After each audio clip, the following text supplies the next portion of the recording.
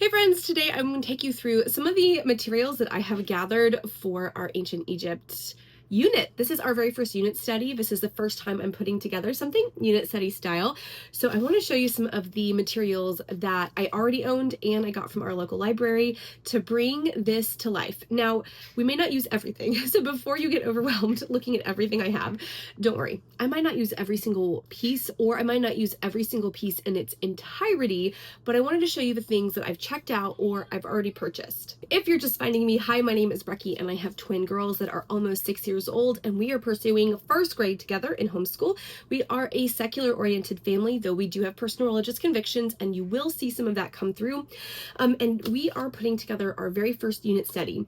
I've recently switched from doing the history quest and build your library level 1 ancient history that covered more than 20 different ancient civilizations, and we are paring it back and only doing 6 different civilizations for this year. And our very first unit study is Egypt. I am so excited. I am so excited. Now, this is preliminary and I may or may not add a couple of things. There are some games I'm looking at. I'm really trying not to buy too much stuff because I've already invested a lot of our budget for the year into the curriculum we have. However, if I can buy 1, maybe 2 games that I think will really get played a lot and that we can play again even after we're in the ancient Egypt time, our unit, then I think they'll be worth it. I blame the Waldock Way for encouraging me to buy games because she is the queen of game schooling, and I want to include more game schooling as a way of doing something fun that is educational on the days when we have lower energy or lower focus, or we have been busy and our natural flow is interrupted. So with that in mind, let me show you some of what we already have. About 50% roughly is stuff I own and 50% comes from our local library. And y'all, let me just say this, please use your local library. Do not think you have to purchase everything. Your library is an amazing resource. If your personal public library isn't awesome, look and see if you can subscribe to or get involved with your county library or the local city library. I belong to our city library, which has a separate circulation from the county library simply because there's more people in one area than in the other, but I can actually have cards at both if I want. So just a little tip if you are looking for a better library. So the first thing I want to show you is actually how we're going to do a lot of our activities, and that is with our interactive history notebook. Now, one of my girls has not wanted to finish her coloring sheet, which is actually great because I can show it to you. Once her name goes here, I'm not going to show it to you.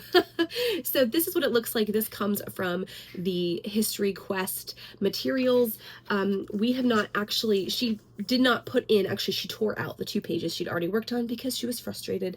Such is the life. But I'll show you what she has been working on. We have already started with our hieroglyphs, but we are going to be doing several different notebooking pieces. I've decided that while I do still want some large scale projects that are multiple day projects, not one afternoon projects, that is a huge part of it. Project-based learning is a reason why I want to move to at least one unit study style approach. I do love the idea of having interactive notebooks that chronicle our learning. We are not a portfolio state.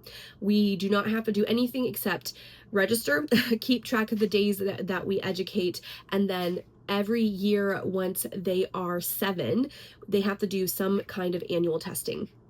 And so because of that, because it's just annual testing, submission, and then, basically saying, hey, we did this many days of school, here's their testing, we don't have to turn in any of this. So I don't have to do a notebook, but I want to. I think that when they're, in middle school, they can look back and see, oh, look what I did when I was little. I just think this will be a keepsake. And when they're older, if they want, they can toss it. But this will be something I would like to hold on to, because we won't hold on to the big projects, but we can hold on to these and put them in memory boxes for them to, have.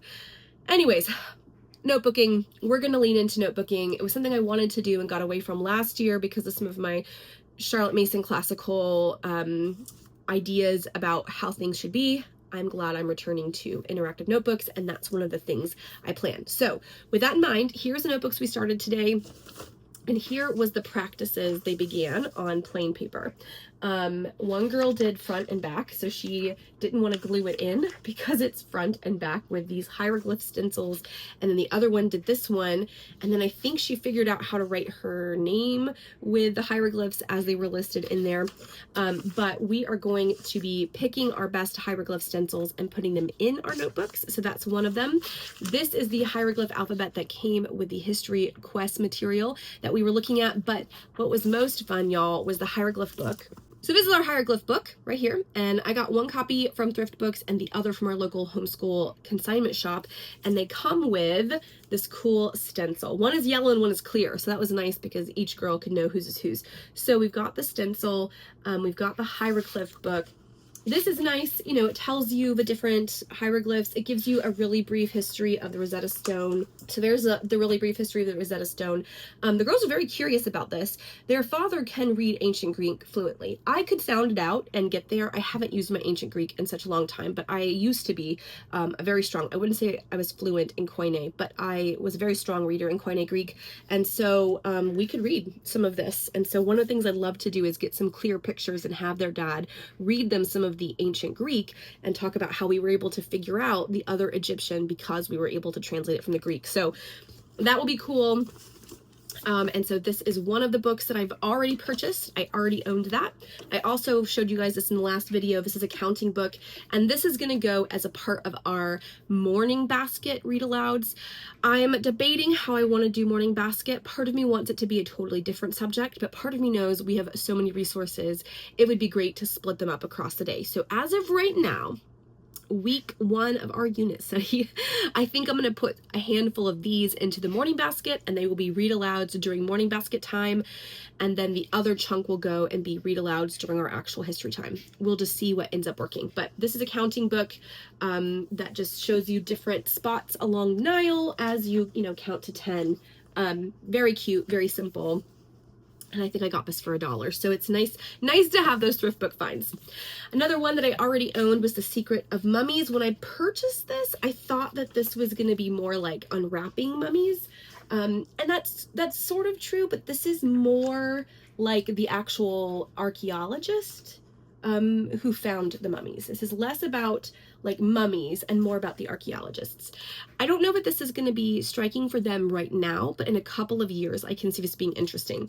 So we may or may not read through it. We may just look at it. You never know.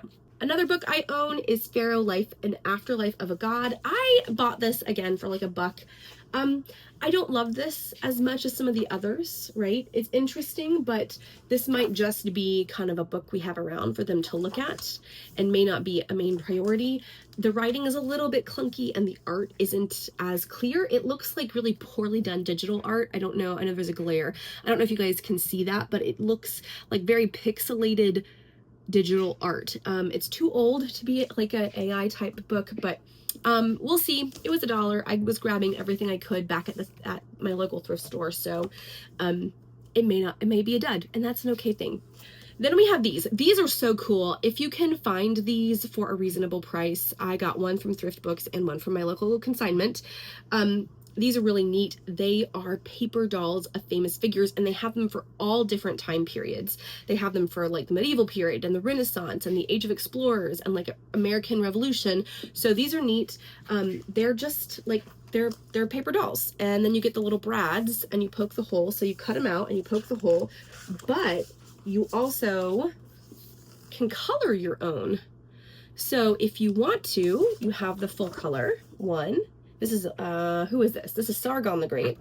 But you can also get, like, this is Moses, and you can color him how you want. So this is really cool. I actually have 2 of these so that my girls wouldn't fight over who gets which paper doll. But one of the things I think I will do is have them work on putting together a paper doll while we do a read aloud.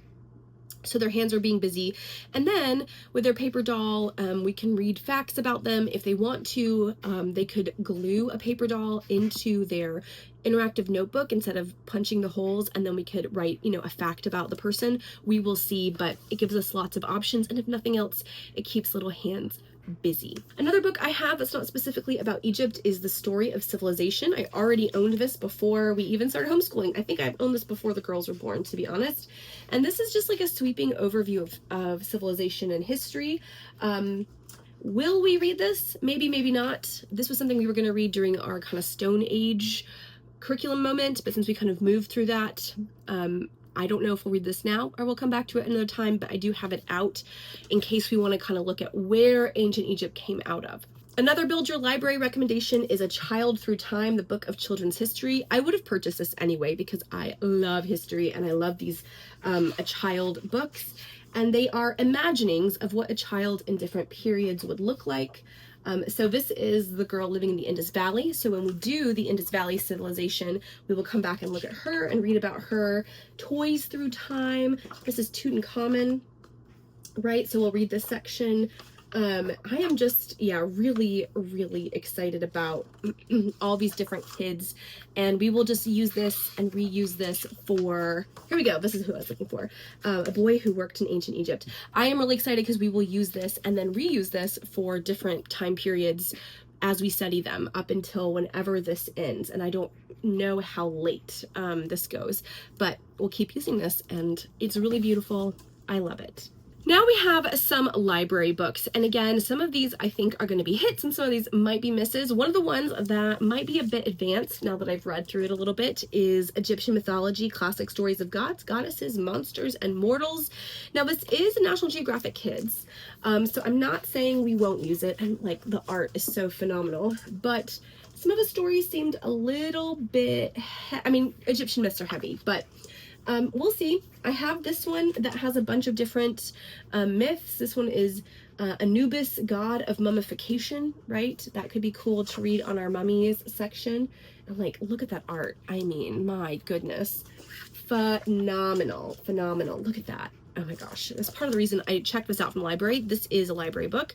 But I also have, let me dig through my collection here. This book, this is a DK, Egyptian Myths, Meet the Gods, Goddesses, and Pharaohs of Ancient Egypt. And this style has been really popular for a while, this sort of almost like paper cutout style.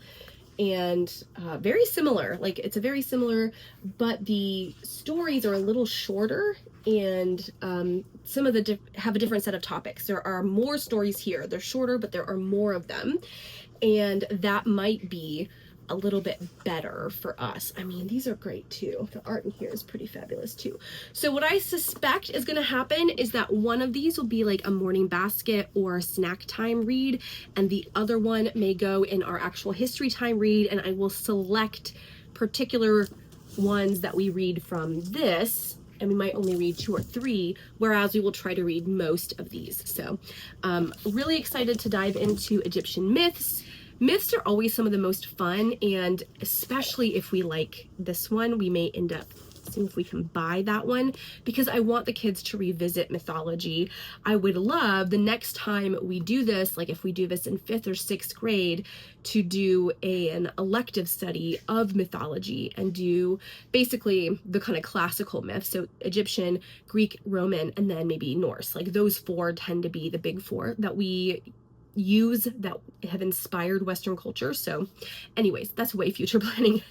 Okay, some more library books. You Wouldn't Want to Be a Pyramid Builder, a hazardous job you'd rather not have. These You Wouldn't Want to Be books are hilarious. They're a little bit gross. They're great if you have someone who has like 12-year-old boy humor, and my 6-year-old daughters don't totally have 12-year-old boy humor. They're obsessed with fart jokes and bottoms and whatever. So this will be fun. We've checked out the other one, the You Wouldn't Want to Be an Egyptian Mummy, Disgusting Things You'd Rather Not Know. We checked this out last year because they were obsessed with mummies, and they have all this different stuff on embalming in here that is just hilarious, and talks about flies and stink and taking out your organs and all these different things. So I think we'll kind of read through this as they are interested. Same here when we talk about building the pyramids. We will just read through sections as it holds their attention, but we will use this during our week of studying the pyramids. And I think it will just be a nice sort of fun way to get a little bit more knowledge in about that time period that's less dry than some other things. Speaking of drier books, this is one that we own, the Usborne Encyclopedia of Ancient Egypt. This is something my husband had before we got married, and he had for his sons. So this book could be 10 years old or more. And I don't know if he bought it used when he got it. Let me see here. Do we have a publication date? I don't see it printed on the inside. But this is just a standard reference, right? We're going to use this instead of my Kingfisher World History Encyclopedia, I think, because it does go more in depth. But we're going to have this as a standard reference, where, you know, we might bust it out for pictures and some reference notes. But I don't think we need to read it as a spine, because I suspect everything in here we're going to have covered in one of the other more interesting books. But we already owned it, so we're going to keep it. We're going to keep it and we're going to use it. Just last thing over here on the stack was History Quest. We will have it. We may or may not read the sections on Egypt, haven't decided, but we have it and it will be a guide for us. Okay, last, I think this is the last one of the ones I own, is Boy of the Pyramids, A Mystery of Ancient Egypt. We do plan on doing this as a read aloud, though I think it'll be the second one, because the first read aloud is a library book and I want to make sure we read it before it has to be returned. So we do have this one. This will be the second of the 2 read alouds that we do as our official read aloud. And then the first is going to be Ra, Cat Detective, the Mighty Ra, Cat Detective, and they're both mysteries. So this is a mystery of a boy who's a nobleman and a girl who's born to a slave family who have to solve a mystery in order to prevent someone from, I think, probably going to prison. I suspect the girl or some member of her family. So this is a mystery. It's quite short. It's about 110 pages. So we will fly through this. And then this is also a mystery. We did not do that on purpose, but it worked out that way. This is a story of him hunting down a missing amulet and all he encounters. Now, there are at least 2 other books in this series.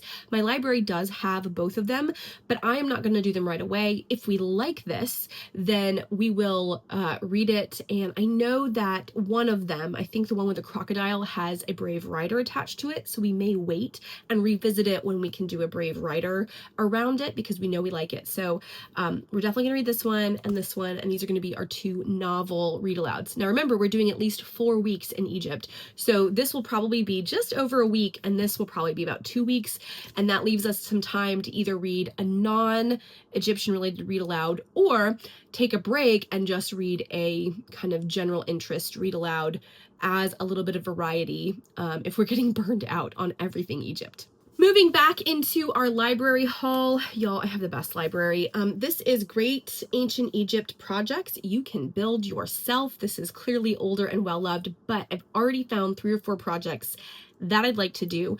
Remember, we are going to do those interactive notebooks, and that is something I want us to work on almost every day, that we're adding a little something at least one of the 2 focus days, if not both. But I do want to do some bigger projects. Now, we will be doing a project where we mummify an apple, right? Where we like core it, and then we put it in salt, and then we bake it in the oven to see how the heat of like an Egyptian desert would shrivel everything. So we will do that multi-step process. That is something I'm very committed to us doing. But I also want us to do some other things, and I found a couple. There is one about you can see it's different topics, and then they give you a couple of different projects per topic. So they have one around building your own pyramid and give you the way to do that. You can make your own crook right here. That could be kind of cool. We probably won't do that one. Yeah, here's the building your own pyramid one. That looked really, really neat. So that is on the potential list. The other one that I really thought was cool, I like the idea of doing this Egyptian mural. We have some big paper, and I'm thinking we could trace each girl lying on her side, like especially the outline of her face, and then they could color in a mural of each of them, and they could even trace me or their dad, and we could do a couple of different ones and have this be a long-term project. I'd also like them to make like a sarcophagus and, you know, add jewels and things. We will see if I can find some directions to help me figure out the best way of putting that together, but really excited for some ideas here. Even if we only do 1 or 2 of them, it's a library book, so it works. I've got Mummies, Pyramids, and Pharaohs, a book about ancient Egypt. This is a Gail Gibbons book. Who doesn't love a Gail Gibbons book? What homeschool parent does not love Gail Gibbons? Tell me, and I will be shocked. This is perfect. In fact, when I was putting this together, I thought, you know, what was making History Quest so boring was that it was so dry for my not even 6-year-olds. This is exactly what I wanted, because it's covering almost the same amount of information, just it's leaving out some names and some dates and some locations, right? It's leaving out the finite details that my 6-year-olds are going to forget anyway, but it's keeping all of the big the big picture stuff about life and practices that they would want. So I think we are going to read through several of these general books to give the girls a taste of what actual Egyptian history is, and then we'll just use the reference books to dip in and dip out. Maybe I will use History Quest to just use the history hops rather than the whole clunky info dumping first part of the chapter. We'll see, but love this. And I'm actually gonna look for some more Gail Gibbons books that may pertain to the other topics. So really excited to have this one. Libraries are the best, and we have the unofficial guide to ancient Egypt afterlife by Bastet the Cat and Laura Winstone. I mean, come on, how cute is that? We all know Bast was the Egyptian goddess of cats, and she guarded the underworld. And again, it's that same kind of almost paper cutout style of art that has been popular for the last several years. I just think, right, over a couple of days, this is our history read, right? We read through maybe 50% of this one day, and then we talk about mummies or whatever, and then we read the other 50% another day. I just love this. So even if we don't finish all of it, even if we read part of it and decide, oh, we've already learned all this stuff, is kind of boring, whatever. We're just reinforcing, getting some different visuals. Very excited. All right, we're down to the last 2 books, and that is this National Geographic, Ancient Egypt. Now, theoretically, this is one you could read yourself for emerging readers. This is a level 3. My girls are nowhere near ready to read this. But again, this could be a morning basket book where I read through, you know, a chunk of this over the course of a couple of mornings. Maybe this is a week, you know, of reads, and the pictures in here are stunning. It is nice to have some actual pictures since almost all the other books are like paintings. This has real pictures. I like that. So this, if nothing else, it's just going to be a nice, refreshing, real life pictures book. And then I have the Egyptian Diary, the Journal of Nunct by Richard Platt. This was recommended by Build Your Library, but I've seen a couple of parents say that there is a content warning, that there might be some violence or heavy topics that is too much for my kiddos. I'm not sure. I didn't know it was a picture book, and I do like the idea of the picture book, right? You have them sailing down the Nile. I like that. Our new life begins, right?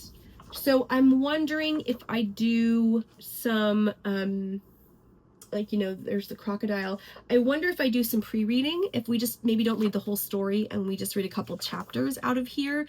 Let me know. You know, this is kind of neat. Let me know if you've read this, and 1, what your thoughts are. 2, if you have any content warnings that can I skip just a chapter or 2 and read all of it? Or are there 2 or 3 chapters that are worth reading and skipping the rest? Let me know your thoughts if you're familiar with this, but I love the fact that this is such a big, beautiful visual book. This could also be a 3rd read aloud that we could do over the course of about a week, week and a half, if it works for us, if we need it and if it works for us. So just some thoughts, just some additions. Now that is all of the books that I have. A couple of things I will add is that, again, I am looking at possibly getting some games. I will definitely do a haul if I decide to purchase any, but I don't have any yet. We will totally be doing something where we do some kind of craft around making a mummy, because of course, and we'll get toilet paper out and wrap it up. If it's a doll or if it's a paper thing, we'll do something. The other thing is that we are going to use some documentaries. There are a gazillion and a half documentaries, and we have Disney Plus and Netflix and YouTube TV. Those are the 3 streaming services. Netflix is a gift from my mom. It's an annual subscription that we get as a Christmas present from her, and YouTube TV is a gift we get from my father-in-law. So that's the only reason we have all those streaming services. Otherwise, we would have one. That and PBS Kids. In fact, we had Disney Plus and PBS Kids as our only streaming services for 2 years, I think. So that being said, there are definitely several National Geographic documentaries that I'm going to kind of preview. And I'd like to do one on the pyramids if possible, and then one on mummies if possible. And then maybe if there is a really short documentary on the archaeological excavation and the history behind the like tomb hunters and how we came to find mummies and things, that could be cool. But those are the topics we're going to look at with documentaries.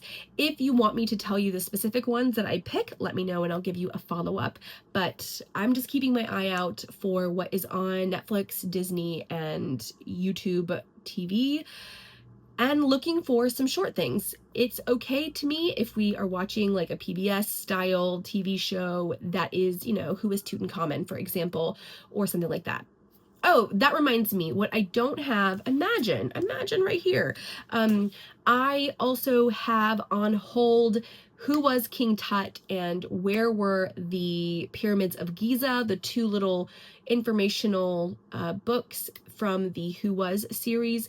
I'm going to grab those even if we don't read all of them. And then somewhere that is not right here is my biography of Cleopatra that I've already showed you in a haul in books that we were planning on reading this year. I have a biography of Cleopatra that we will be reading definitely for Egypt, and we may read again all the way when we do Rome, because that will be in May. We're not going to be doing Rome until May. So I have a whole bunch of stuff to read. I'm really excited, and I may find even more things that we decide to pull in. Ancient Egypt is so rich with material. There is just a wealth, a glut, if you will, of material for ancient Egypt, and less so for like ancient Mesopotamia, which will be harder to source. But I wanted to start out with a bang. I'm really excited about this haul, and yeah, I will let you know how everything goes. Y'all comment down below and let me know how you put together your unit studies, and have you used any of these books? Do you have any opinions on books that I should look for at my library or at a local thrift store? Any games I should buy? One of the activities in that project book is to build your own game of, I think it's called like Sket or Sect or something, that is an ancient Egyptian board game. We may or may not do that. Let me know some of your favorite projects that pertain to ancient Egypt if you have any. I always love hearing from you because it gives me insights. In fact, there are books that I have either added or taken out of some of my material based on feedback I've gotten from y'all, so I do really appreciate it. I hope this has inspired you. If you're going to do a unit study, and even if you're not, even if you're going to follow History Quest as it's written, maybe there's just some books that you can look for at your local library to help make that education more rich, because isn't that why we are homeschooling? To give our kids a richer, more exciting education. All right, y'all, until the next video, bye.